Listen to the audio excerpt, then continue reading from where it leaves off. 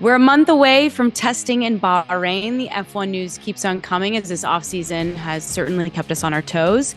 We've got all but one team's car launch date on the schedule. Helmet cams are here to stay. And will we see new F1 owners in the future? All this and more on Unlapped.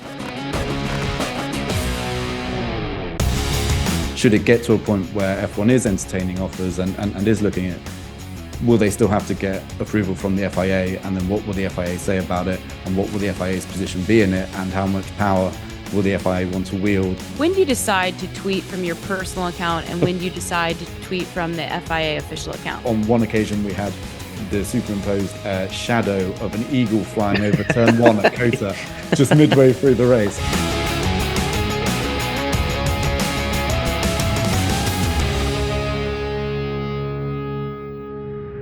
Katie George back from a week off. Laurence, Edmondson, Nate Saunders, of course, as always. I missed you both. How was last week? It was really good, actually. We had a good podcast, but naturally missed you, Katie. And I know you were out having fun skiing, but obviously nothing's quite as fun as a podcast with us. No, not at all. I did miss you guys, and the show is great. So I appreciate you guys holding it down in my absence. I also wanted to announce quickly that we will have a digital show at ESPN all throughout the season. Our first show is going to be on March 5th with Gary Streisky, Spencer Hall, and myself coming from Bristol, Connecticut, where our ESPN headquarters are. You two, of course, will be boots on the ground and a part of our coverage, but all season long, we'll have pre and post race coverage, which is really exciting. So something to mark on the calendars, ping in your iPhones or Androids. March 5th, first digital show from ESPN. And remember, if you're watching on YouTube, like this video, leave us a comment on what you want to hear more of. And don't forget to subscribe to ESPN for more F1 content. If you're listening, of course, hit us with a 5-star review wherever you get your podcasts. All right, let's dive in.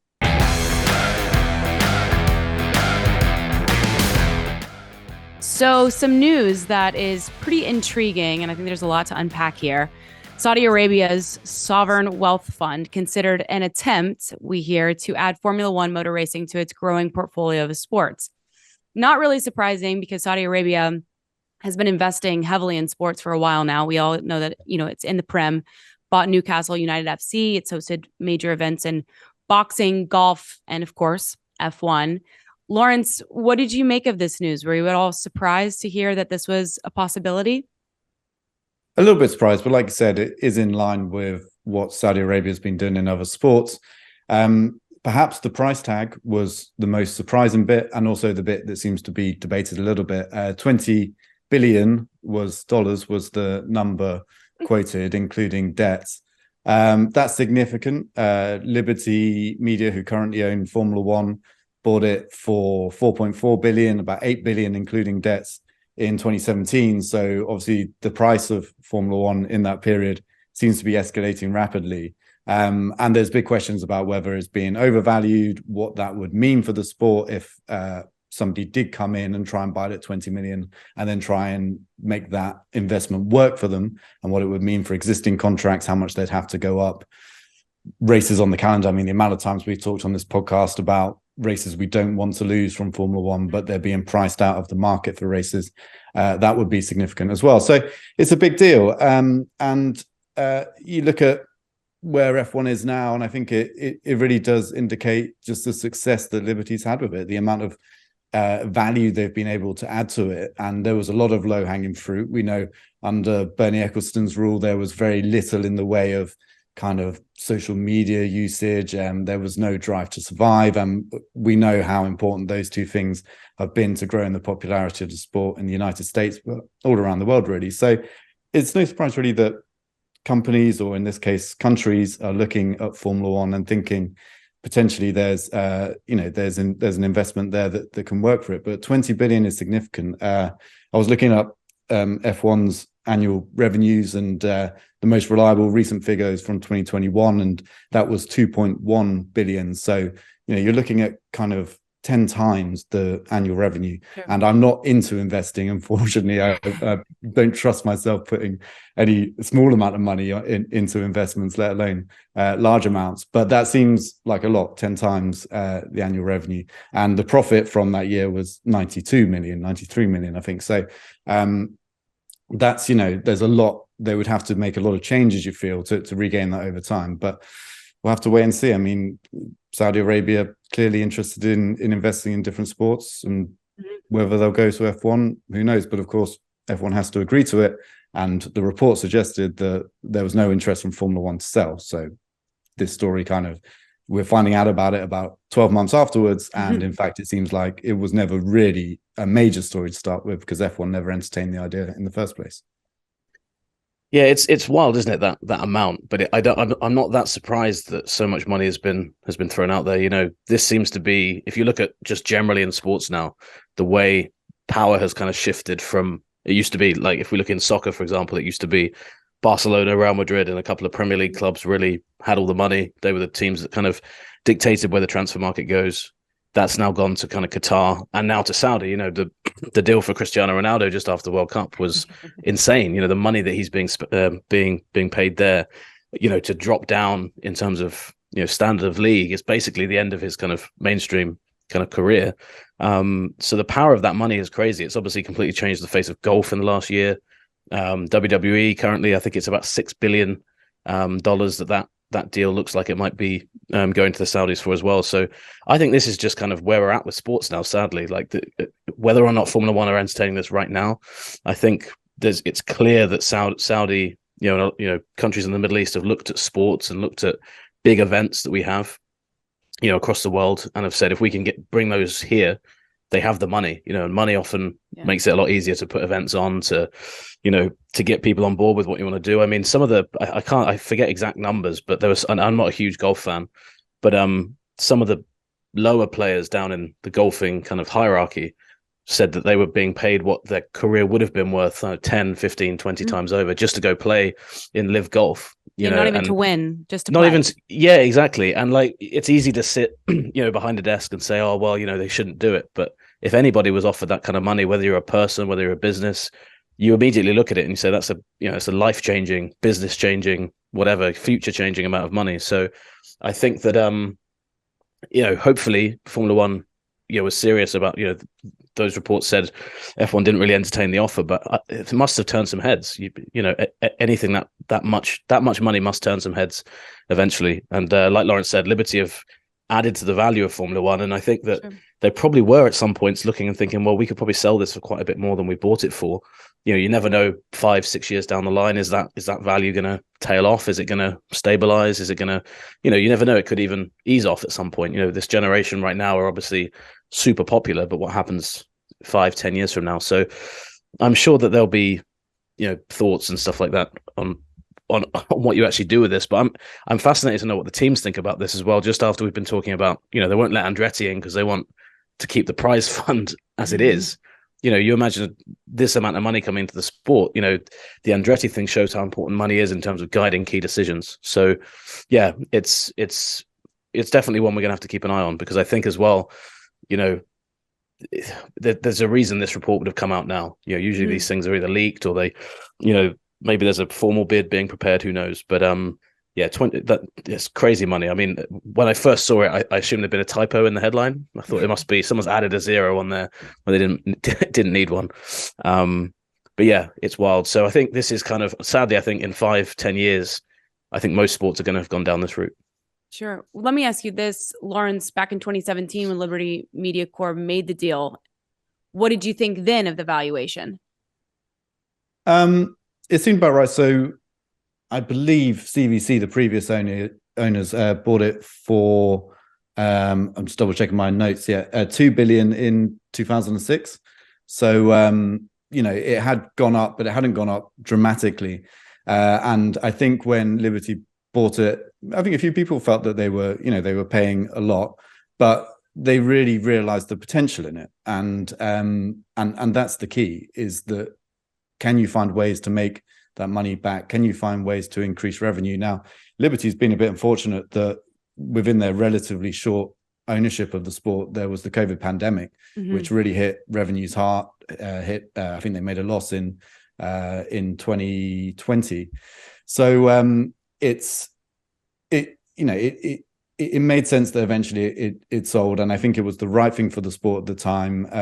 Bernie Ecclestone, who had really built the commercial side of the sport from next to nothing, kind of basically coming as one of the team owners into a position where he was negotiating with circuits and so on on the team's behalf, basically, and then eventually put himself into a position where he was able to get control of the commercial rights and on a lease and be able to exploit that financially. And so he built it to such a great level.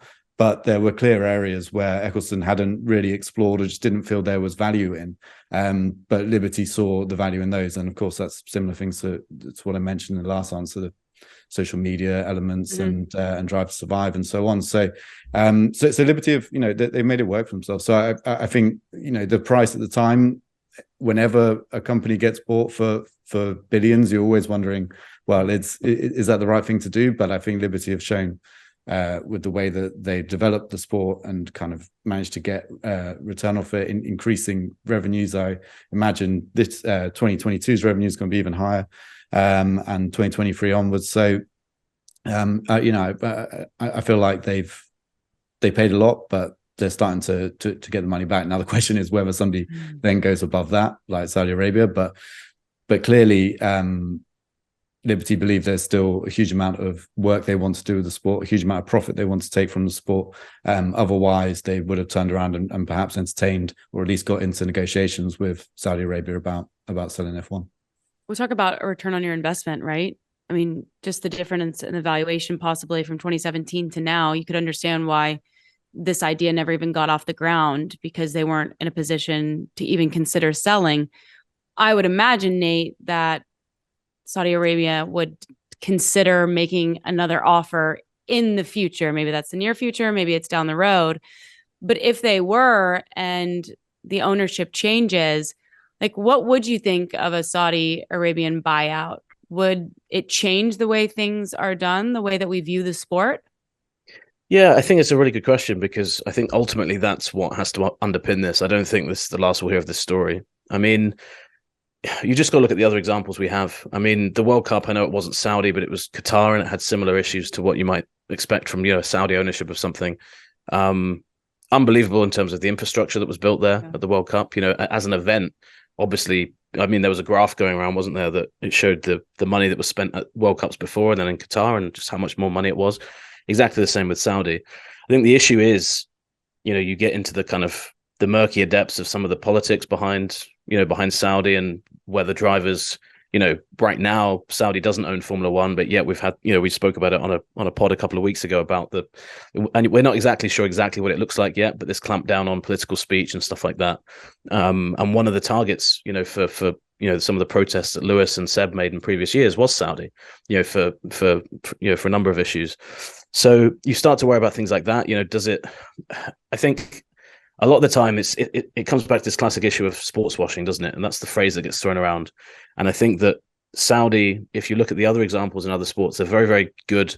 They're very, very smart at how they navigate a lot of those issues. They say, look, we're here just to buy a sports league. We're not into politics, stuff like this. But I mean, the golf, some of those press conferences those players had before that tournament started were painful. They were just kind of like, well, we're not going to talk about it. We're not going to talk about it. And it becomes the main story for a little bit. And I've always felt that the reason this has become a big thing and the reason it's successful is, and you saw it again, to use the World Cup as a kind of maybe a slightly clumsy, but recent example.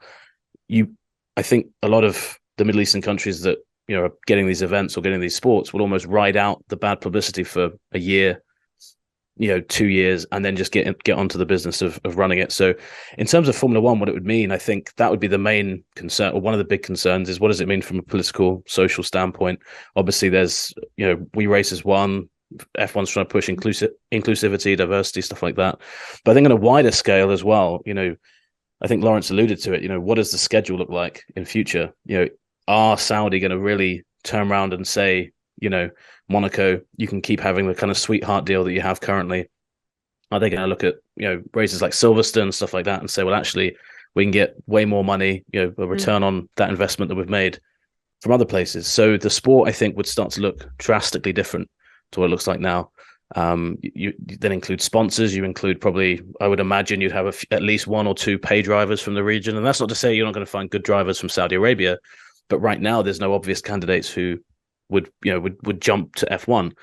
So there's all these things, there's all these things that kind of come into play. So I think, and you kind of get elements of that every time you change leadership, but I think this is so complete, and it's such a wide ranging, or would be such a wide ranging takeover were it ever to happen, that I think if you were to kind of, I guess, itemize Formula One into every facet, everything that it is, I think it would impact everything, because it would have to, because the Saudis would come in and say, we want this to look like our sport. We want this to look like something we own and we control. And there's a lot of things right now that, they would say, well, we want to change that, and you can probably list those. I've mentioned some of them, but there's probably more I've not even thought about. So I think it would be big. And you can imagine the Saudis coming back with a different offer. Obviously, we're not in the room with those discussions, but I think an interesting thing, if you're Liberty now, you look at it, if they were looking to sell, there's no other, you can't really see any other companies that would even be able to really match close to that. So I think that's also where that kind of money is interesting, is there's not really companies, you see some takeovers that are in that region, but they've really narrowed the market of other companies, other investors that could even come close to kind of matching that kind of offer. So it's almost kind of pushed the playing field, so far away from a lot of people that might have been interested in becoming a stakeholder in Formula One. Yeah, it's obviously a hypothetical at this point, but it's such a fascinating one to kind of dive into. Laurence, do you think it's purely coincidence, or do you think that there's some kind of correlation between the FIA's recent ban of political statements and possibly this news coming out when it did?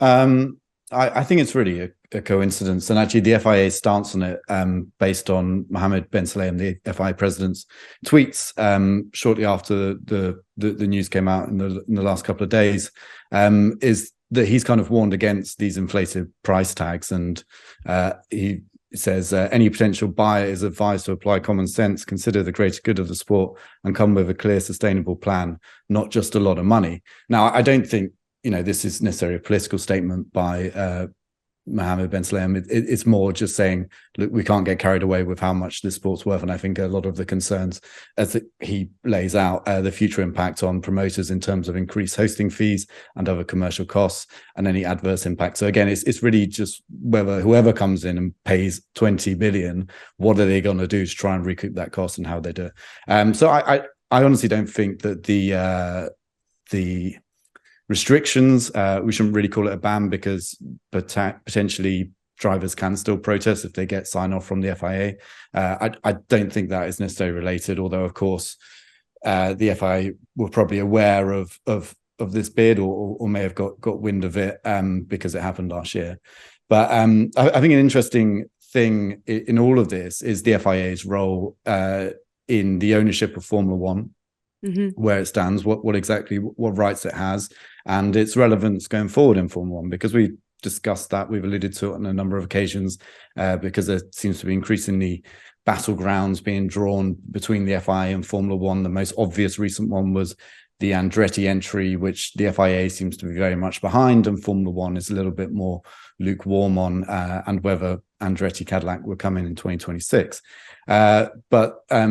To do a bit of a history lesson into the ownership of Formula One and why this is actually very complicated, is that the commercial rights that the Formula One group hold, or Formula One management hold, are on a 100-year lease from the FIA, from 2010 to 2110. So essentially, you actually get this kind of ownership structure quite a lot in the UK housing market. You have leaseholds, which you don't necessarily own on the ground on which the building's built, but you have the lease for 100 years or so on. I'm sat in a leasehold right now, lads. So that's a great. There you go. Exactly. I own the flat, but I don't own the building. I mean, but for all intents and purposes, you own that building, right? I mean, you can do with it what you want. You can knock walls through, assuming you get planning permissions and so on. So it's the same thing. F1 owns the commercial rights, and they will make money off them.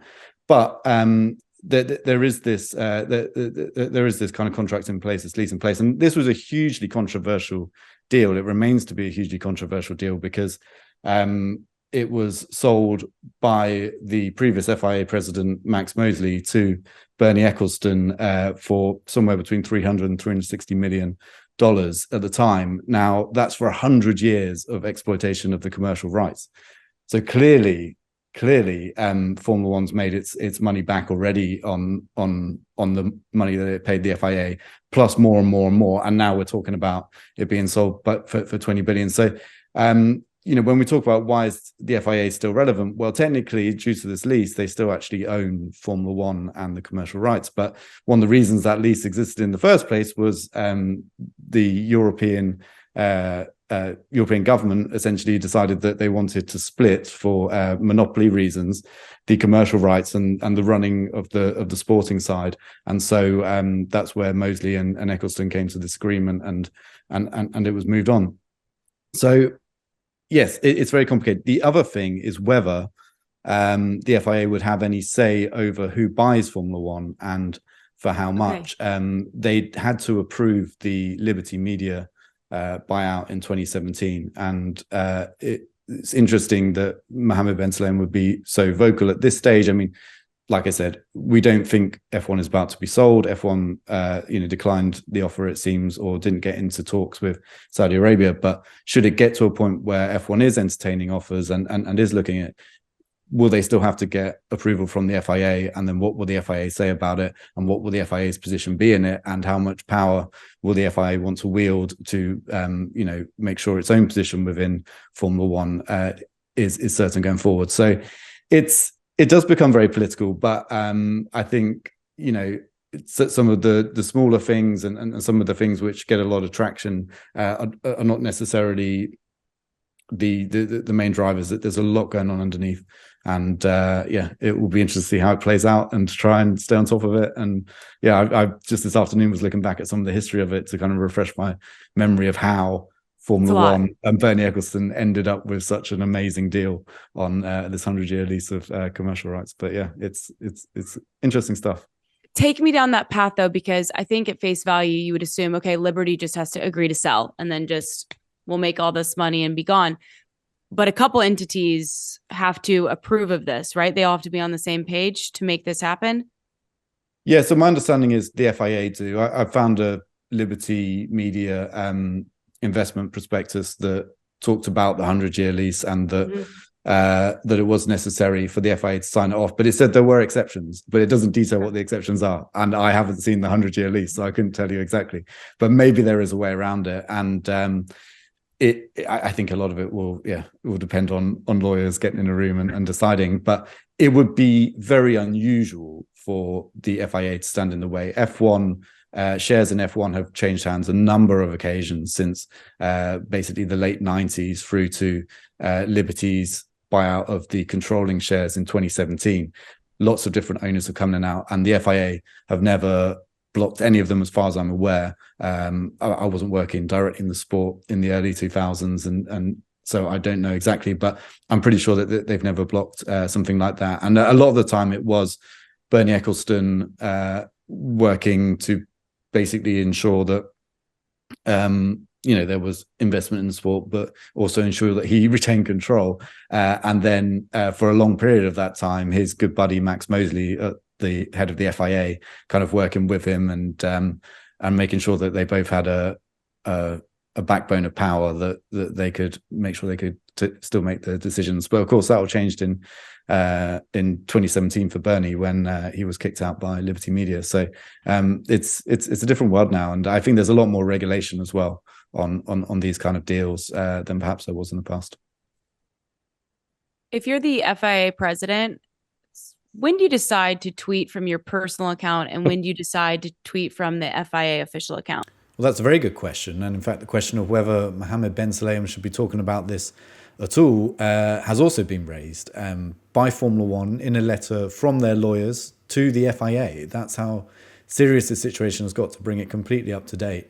Is the F1 in a private letter, although it was leaked via BBC and Sky News, they questioned really why Mohammed Ben Sulayem was talking about the value of Formula One in public. Of course, as I mentioned before, that 100-year lease means that the FIA looks after regulatory affairs and the sporting side, and Formula One looks after the commercial rights and how to exploit them. And of course, the value of that side of the company is a very sensitive issue for Liberty Media. I mean, they may not be looking to sell, but at some point, perhaps they may do. And to have the FIA president saying on an exact date via a medium as public as Twitter that the sport is not worth 20 billion, that it's been overvalued, is significant. And in this letter, which, like I said, has been published in a number of places,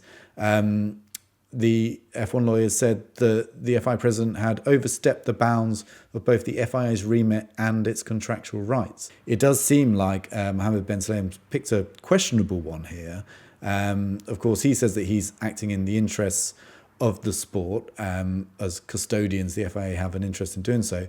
But Formula One feels that is going too far. To start talking about the value of their business is going too far. And in the letter, they went as far as saying, to the degree that these comments damage the value of Liberty Media Corporation, the FIA may be liable as a result. So it was a punchy one. Like I said, private letter from lawyers to the FIA, but still one that became public and one that is very clear in its intent, which is to tell Mohammed Ben Sulayem to back off and not get involved in Formula One's commercial affairs. So where do we go from here? Well, that's kind of the interesting bit. We're not quite sure. Neither F1 or the FIA have commented publicly on this from their heads of media. So we'll have to wait and see what maybe some people think. We'll wait for those launches, see if it becomes a topic there. I suspect it will be, and into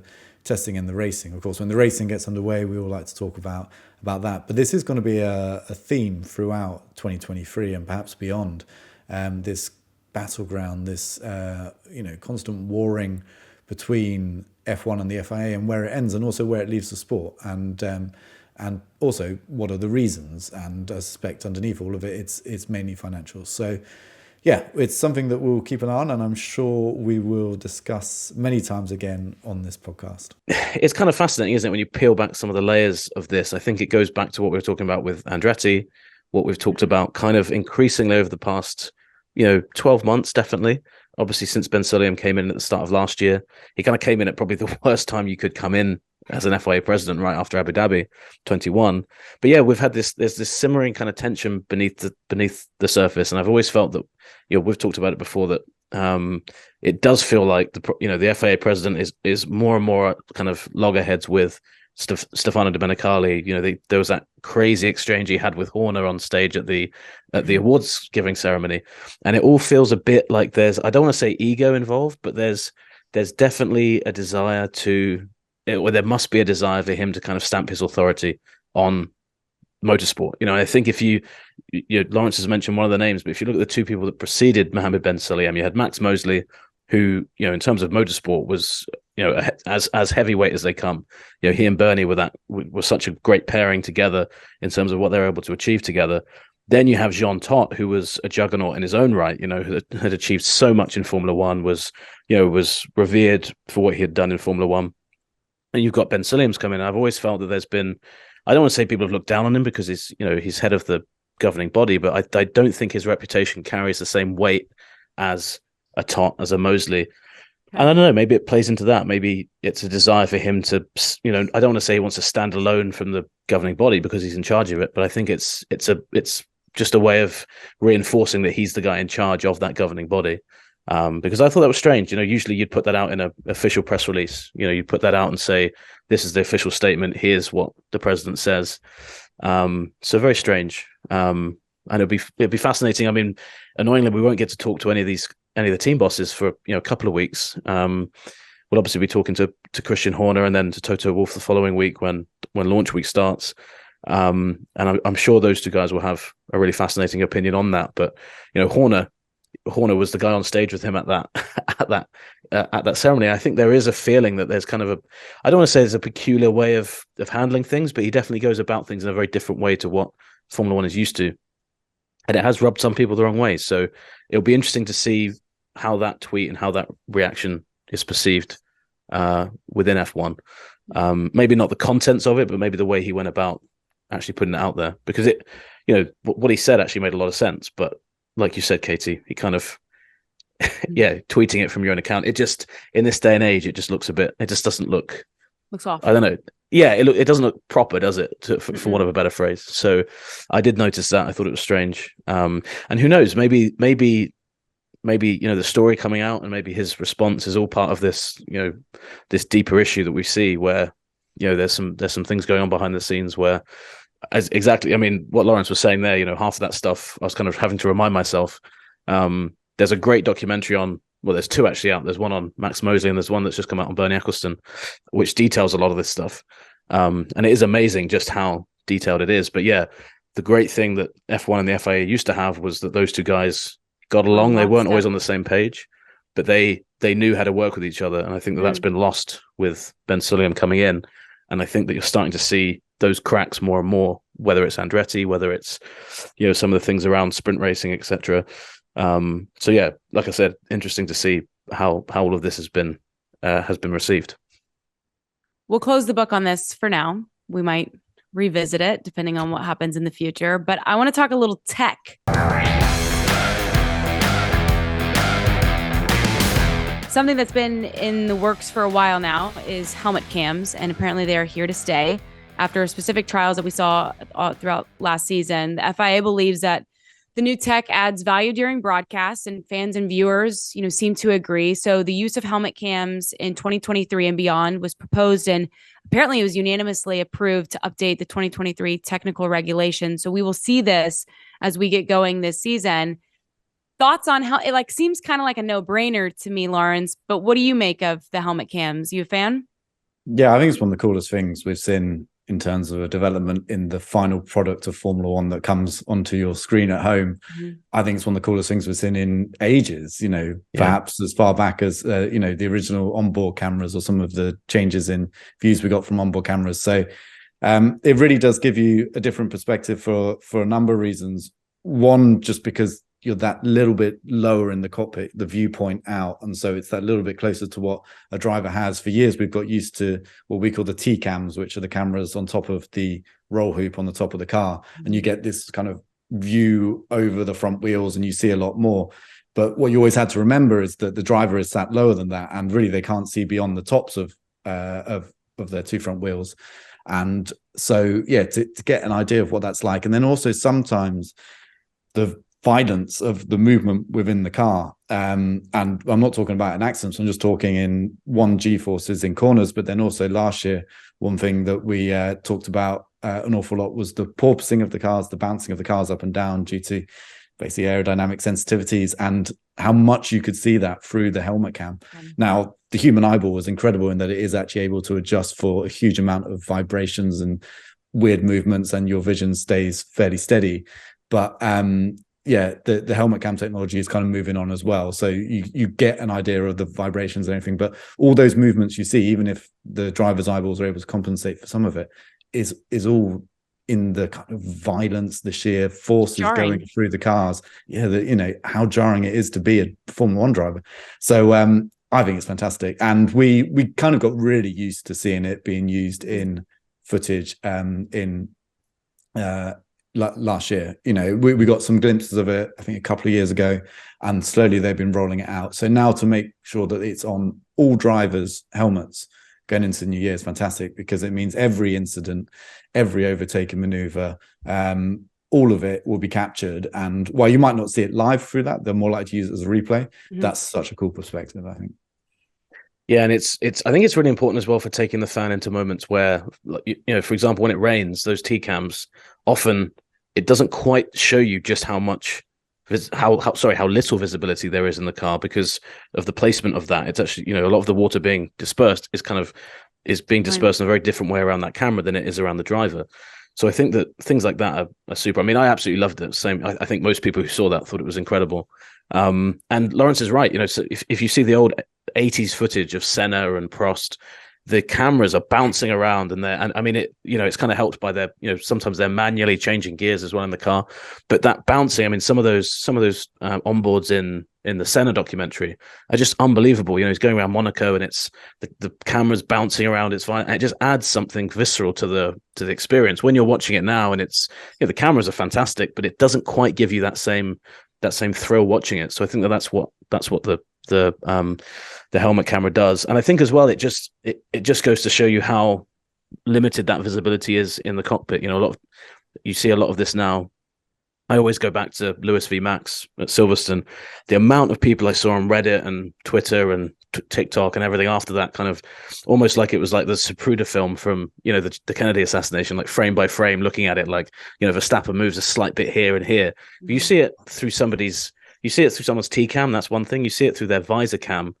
You realize just how minute these things are and just how quickly they happen. And also, you know, the visibility in those mirrors isn't, you know, it's not great.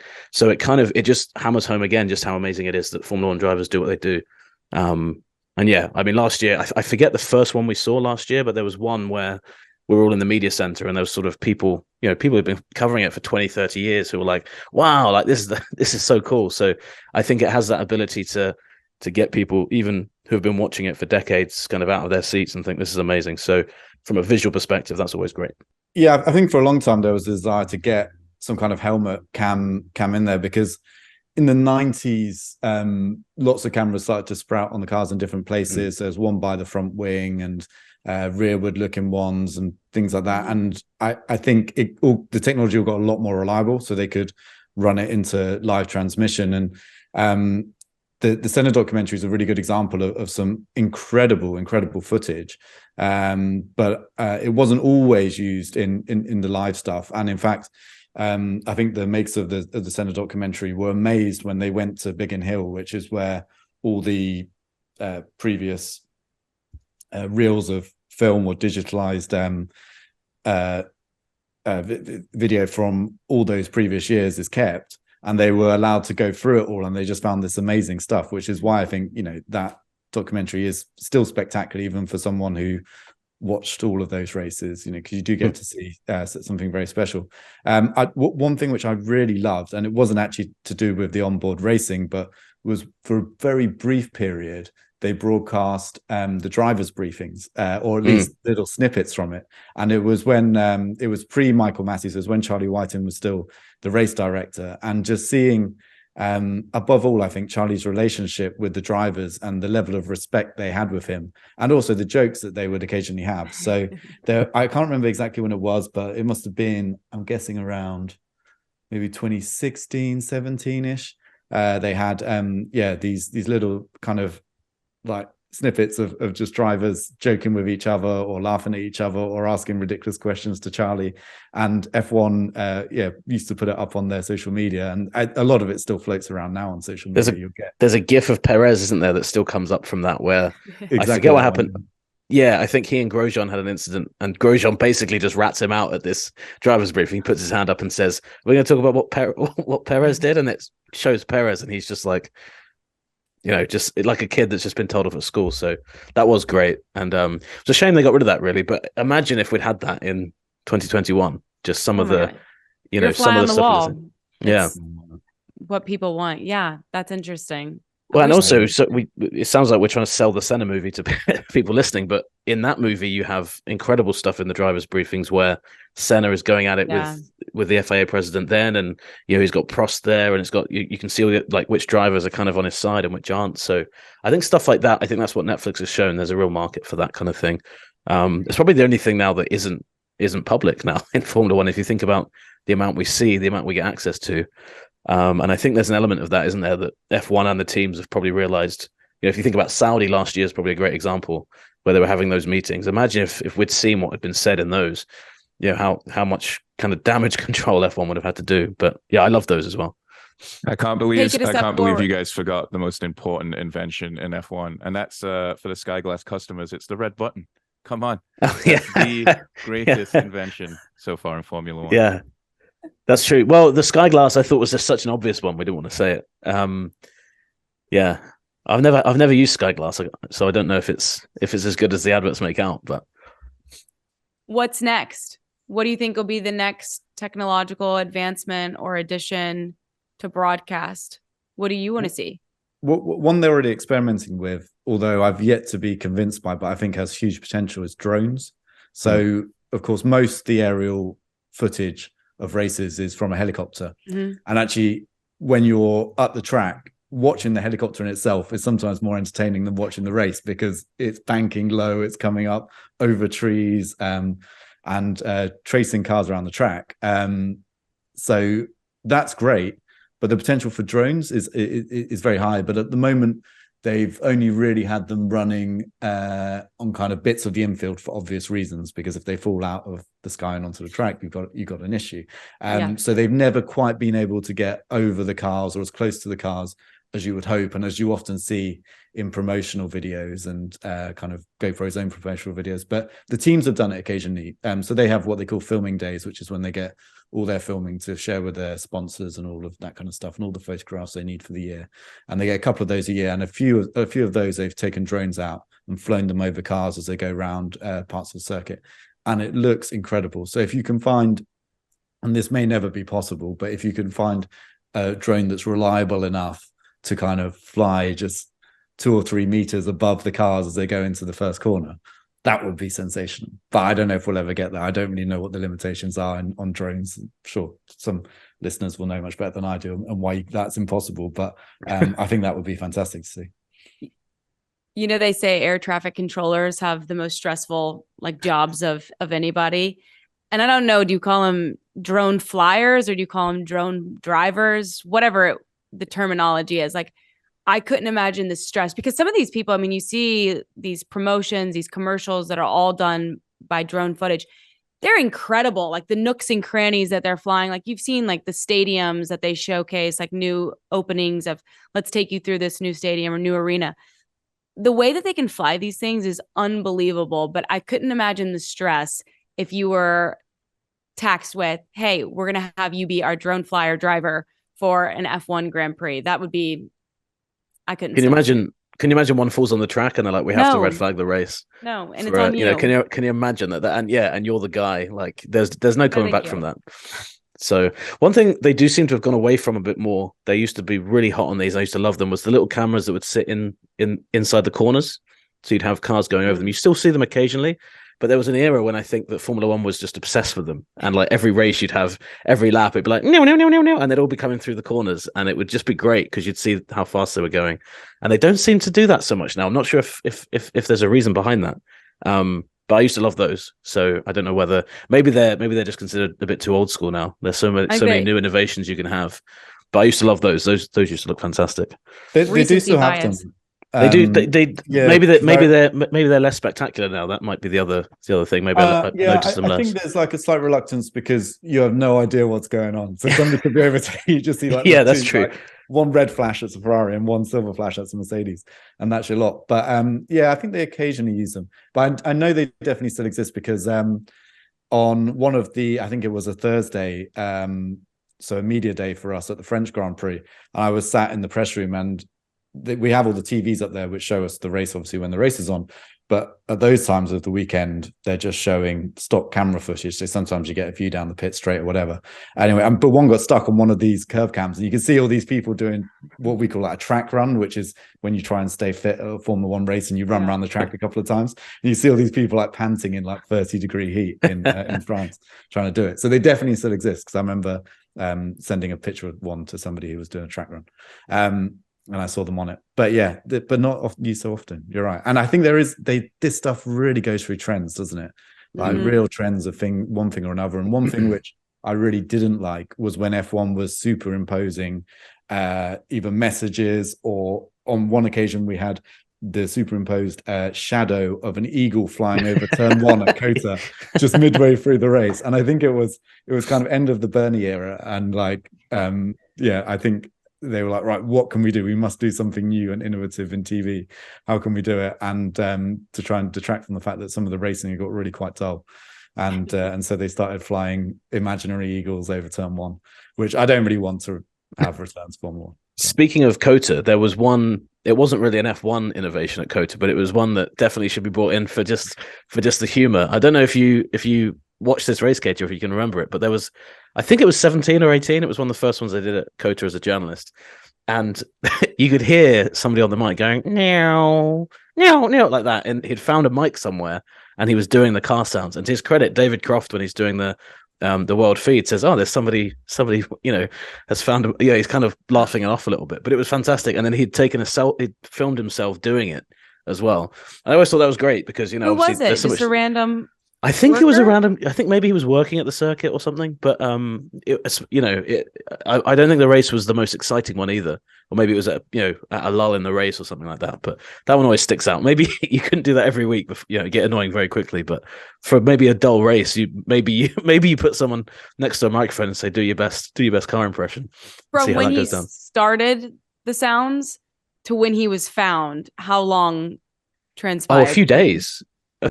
Because so it was shown on the broadcast and then it was kind of laughed at, and I think there was a few more where you could hear it, and then the video emerged of him doing it a day or two later, and he's doing it with this big grin on his face. He's kind of laughing as he does it. So I can't remember the guy's name. I don't know actually what happened to that guy. So on the off chance he's listening to this pod, please do get in touch. But I loved it. We'll but yeah. I mean, he can do some sounds for us, and we can use them for transitions and stuff like that. But that's some good. I'm gonna, as soon as we finish the show, I'm gonna Google what happened to the COTA sound guy. That's incredible. Oh, there are worse names to have, by the way. Yeah, definitely. You should take that. Couple updates real quick. We've been telling you about car reveals and the certain dates of those launches. Alfa Romeo has announced that February 7th is their date for their car launch. The last remaining team that we are awaiting is Haas. What do we know? What are we expecting just from what they've done in the past, Nate? Yeah, so Haas, they tend to follow a blueprint. They don't go all out really with the car launch. Often we get a kind of an email, a press release with a car image in it, with the livery, and we don't actually usually see the real thing until the morning of testing, which is I think that they like to just go for the no frills approach. But what's interesting is the one year they went all out with it was 2018 or 19. I forget the year they had Rich Energy. It was 2019, and that's obviously the year that the title sponsorship completely fell apart by mid-year, and they had this really nice event at the Royal Automobile Club in London.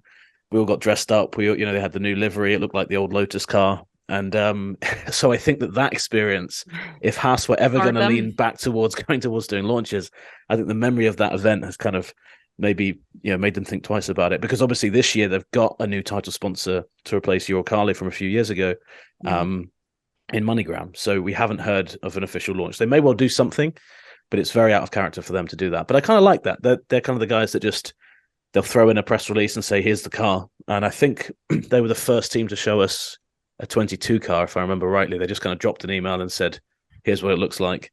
And I think you get, for a team like Haas, it's quite good. You get a bit of a buzz. You can generate your own kind of hype around that. Maybe you own a day or you own 2 days of the kind of the craziness in silly season. But that's what we're expecting. And I think things might look a little different on that car next year in terms of color, livery, just with the new guys coming in.